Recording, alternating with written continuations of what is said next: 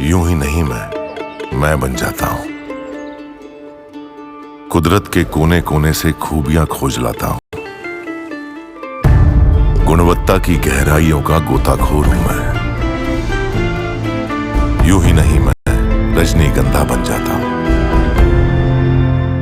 अब आगे बढ़ते हैं और जल्दी जल्दी दिखाते हैं कुछ ऐसी सीटें जो कि एक तरीके से बहुत वीआईपी और मोस्ट वीआईपी सीट जिसको आप कह सकते हैं यूपी चुनाव में, वो आप इसको जरा एक नजर डाल लेते हैं उस पे। तो इसमें 4 सीटें हैं। इसमें माफ करिएगा, हाँ जरा एक बार दिखाइए। तो इसमें जो वीआईपी सीटें हैं जरा एक बार दिखाइए। वाराणसी, गोरखपुर, रायबरेली, अमेठी, लखनऊ और मथुरा। तो ये सीटें हैं जहां पर की वीआईपी कैंडिडेट रहे हैं नरेंद्र मोदी। जैसा कि आपको पता ही है, बनारस में जाहिर सी बात है उनकी जीत को लेकर कोई सवाल नहीं है। इस बार तो ये कहा जा रहा है कि नरेंद्र मोदी का मुकाबला नरेंद्र मोदी के ही पुराने रिकॉर्ड से है। कितने मतों से जीतते हैं सवाल ये है, सवाल ये नहीं है कि जीतेंगे कि हारेंगे। गोरखपुर, रवि किशन के बारे में कहा जा रहा था कि बड़ा कास्ट फैक्टर की वजह से, काजल निषाद के होने की वजह से निषाद फैक्टर अगर चल गया तो रवि किशन के लिए मुश्किलें बढ़ सकती है, लेकिन रवि किशन जीत दर्ज करते हुए दिखाई दे रहे हैं। रायबरेली में राहुल गांधी, जाहिर सी बात है कि उनके लिए भी कोई बहुत बड़ा चैलेंज नहीं था, वहां उनकी जीत दिख रही है एग्जिट पोल में। अमेठी, स्मृति ईरानी की जीत करीब करीब पक्की मानी जा रही है। लखनऊ में राजनाथ सिंह की जीत पक्की मानी जा रही है और मथुरा में हेमा मालिनी की जीत पक्की मानी जा रही है। तो एक तरीके से अगर आप देखेंगे तो कोई भी जो वीआईपी है, कोई बड़ा कैंडिडेट जिसकी बहुत चर्चा रही है इस चुनाव में, वो कम से कम चुनाव हारता हुआ नहीं दिखाई दे रहा है, कम से कम हमारे जो एग्जिट पोल के आंकड़े हैं उसके हिसाब से। तो मुझे लगता है कि इसमें बहुत ज्यादा चर्चा करने के लिए है नहीं। और लेकिन अगर फिर भी मुझे लगता है कि इस पर चर्चा करने की बजाय मुझे लगता है कि आगे की सीटें दिखानी चाहिए। और वो सीटें कौन सी है जरा हम आपको दिखाते हैं।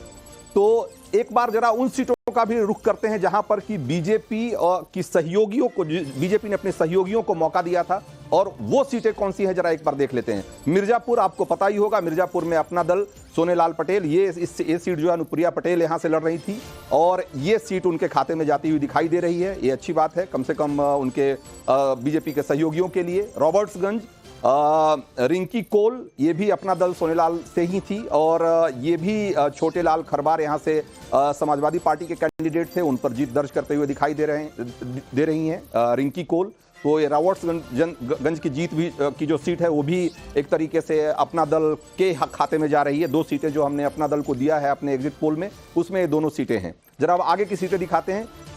संत कबीर नगर या बागपत में राजकुमार सांगवान हैं आरएलडी के, ये जीत दर्ज करते हुए दिखाई दे रहे हैं। अमरपाल शर्मा समाजवादी पार्टी के हैं, इनकी हार दिखाई दे रही है।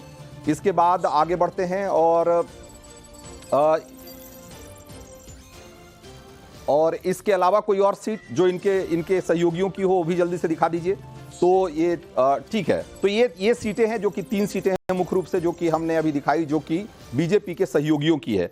तो ये जो समीर चौगांवकर, इसको कैसे देखा जाए कि जो छोटी पार्टियों को इन्होंने, खास करके जो ओबीसी की पार्टियां हैं और जिनकी की कई सीटों पे ठीक ठाक उनकी आबादी है और नतीजों पे अपना असर रखते हैं, उनके साथ मिलकर चलने का ओवरऑल पूर्वांचल में और जहां जहां भी इन्होंने अपने सहयोगियों को सीटें दी है उसका फायदा होता हुआ दिखाई दे रहा है। क्या लगता है आपको? बिल्कुल, भारतीय जनता पार्टी ने राजनीतिक समीकरण सेट किया था कि जो छोटे छोटे दल है उनको लिया जाना चाहिए, और इसी कारण अनुप्रिया पटेल को 2 सीटें दी अपना दल को, जो 2019 में भी भारतीय जनता पार्टी के साथ थी।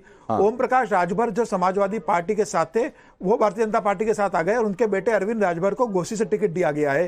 तो वो एक सीट वहां गई है, लेकिन घोसी में अरविंद राजभर बहुत कड़ी चुनौती का सामना कर रहे हैं, उनके लिए जीतना बहुत आसान नहीं होगा। तो मुझे लग रहा है भारतीय जनता पार्टी का समीकरण था कि जितने छोटे दल है, चाहे ओम प्रकाश राजभर हो, चाहे वो अनुप्रिया पटेल हो, इन सबको जोड़ा जाए अपने साथ और एक वोट बैंक तैयार किया जाए। मुझे लग रहा है भारतीय जनता पार्टी के सहयोग के कारण ये लोग चुनाव जीत रहे हैं और भारतीय जनता पार्टी इस बार उत्तर प्रदेश में मुझे लग रहा है 80 में से 72 सीटें जीतने की स्थिति में। हाँ, तो जो सोशल इंजीनियरिंग जो एक तरीके से समाजवादी पार्टी ने करने की कोशिश की थी, उसके मुकाबले जो बीजेपी की पुरानी सोशल इंजीनियरिंग है वो बेहतर काम करती हुई दिखाई दे रही है।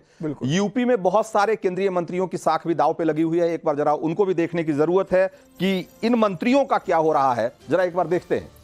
तो जरा जल्दी जल्दी दिखाइए। चंदौली में महेंद्र नाथ पांडे हैं बीजेपी के, ये एक तरीके से जीत दर्ज करते हुए दिखाई दे रहे हैं। वीरेंद्र सिंह समाजवादी पार्टी के, इनकी हार।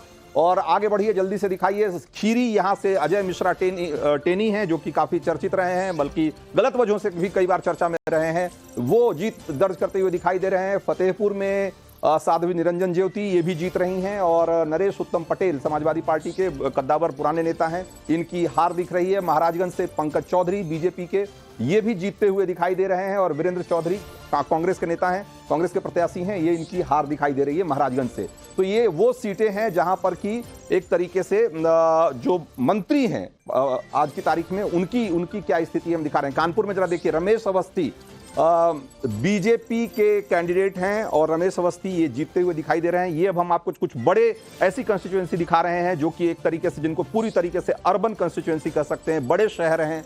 उन शहरों में क्या स्थिति है बीजेपी की, जो कि एक तरीके से स्ट्रांग होल्ड माना जाता रहा है बीजेपी का, वहां हम उन सीटों के बारे में जरा दिखा रहे हैं आपको। तो हमने कानपुर दिखाया, उसके बाद गाजियाबाद में अतुल गर्ग बीजेपी के, ये भी जीतते हुए दिखाई दे रहे हैं। गौतम बुद्ध नगर, ये महेश शर्मा यहां से जीत रहे हैं, पिछली बार हार गए थे लेकिन इस बार जीत दर्ज करते हुए नजर आ रहे हैं।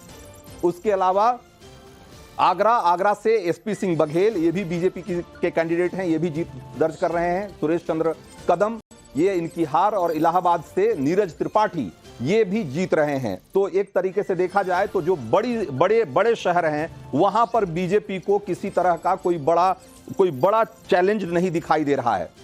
रूही तिवारी, वैसे भी जो ये बड़े शहर हैं उत्तर प्रदेश के, पहले से भी बीजेपी के गढ़ माने जाते रहे हैं, और यहाँ ये स्ट्रांग होल्ड की तरह रहे हैं। इस बार भी नतीजा कमोबेश उसी तर्ज पे दिखाई दे रहा है। क्या कहेंगे आप? जी, अर्बन वोट तो रहता है बीजेपी के साथ, खासकर आजकल सिर्फ उत्तर प्रदेश की बात नहीं है, बाकी राज्यों में भी है। अर्बन वोट भाजपा का एक, जैसे माना जाता है, की वोट है, मुख्य वोट है। एक चीज मैं कहूंगी, आपने मुझे उस टाइम बोलने नहीं दिया, लेकिन अमेठी के बारे में मैं एक चीज कहना चाहूंगी। तब आपने वीआईपी सीट्स की बात की थी, और ये मैं दावे के साथ कह सकती हूँ कि अगर अमेठी से राहुल गांधी उतरते तो स्मृति ईरानी वो सीट हारने की कागार पे थी। उनके खिलाफ बहुत नाराजगी है ग्राउंड पे, और ये बात भाजपा भी अच्छी तरह से जानती है। लेकिन अब कांग्रेस की बहुत बड़ी भूल रही है कि वो जमीन की बात नहीं समझ पाए, वो डर के मारे नहीं लड़े अमेठी से। लेकिन अगर वो उतरते तो स्मृति ईरानी को बहुत मुश्किल का सामना करना पड़ता। बिल्कुल समीर जी, एक एकदम फौरी प्रतिक्रिया चाहिए कि क्या अमेठी से चुनाव नहीं लड़के राहुल गांधी ने गलती की है? मुझे लग रहा है कि अमेठी से चुनाव लड़के राहुल गांधी ने एक बड़ी गलती की है। उसको वहां से चुनाव लड़ना चाहिए था, और निश्चित रूप से राहुल गांधी वहां से इस बार जीतने की स्थिति में थे। मुझे लगता है कि 2019 के हार से वो मतलब सदमा में थे, इसलिए उन्हें लगा शायद मैं फिर से हारने जाऊं, इससे चुनाव नहीं लड़े, उन्हें लड़ना चाहिए था। लेकिन एक और सीट है मथुरा, जहां हेमा मालिनी को बड़ी कड़ी चुनौती मिल रही है, क्योंकि वहां के लोगों की शिकायत है कि हेमा मालिनी मथुरा से चुनाव जीतती है और आधा समय बंबई के अंदर गुजारती है। बिल्कुल। तो जमीनी स्तर पर हेमा मालिनी के खिलाफ भी नाराजगी है, मुझे लग रहा है। तो ये नाराजगी, जहां तक नाराजगी की बात है, तो बहुत सारे ऐसे कैंडिडेट हैं बीजेपी की, भारतीय जनता पार्टी के, जिनको लेकर के बहुत नाराजगी रही है। लेकिन लोग कहते हैं कि आखिरकार लोगों ने मोदी के नाम पे वोट किया है, और कैंडिडेट्स में से एक हैं। हाँ, तो हो सकता है कि ऐसे बहुत सारे लोग हैं, बहुत सारे कैंडिडेट हैं जिनको लेकर नाराजगी रही होगी, लेकिन अंततः मोदी के नाम पर वोटिंग हुई है। नारा जोड़ देता हूं, उत्तर प्रदेश में एक नारा बहुत गूंज रहा है कि गूंज रहे तीन ही नाम, मोदी, योगी और जय श्री राम। जय श्री राम, बिल्कुल।